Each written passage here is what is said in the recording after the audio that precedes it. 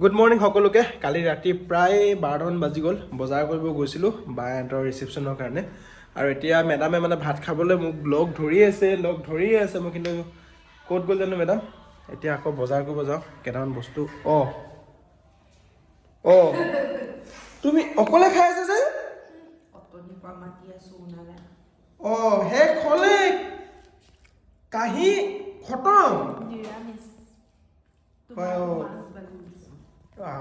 তুমি আজি মঙলবাৰ নহয়, নাখাবা বেছি।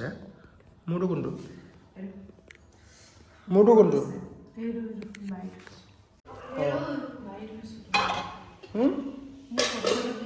ইয়াত লোৱা মাছ এপিচ খাই দে, লোৱা। খোৱা না, খাই দিয়া।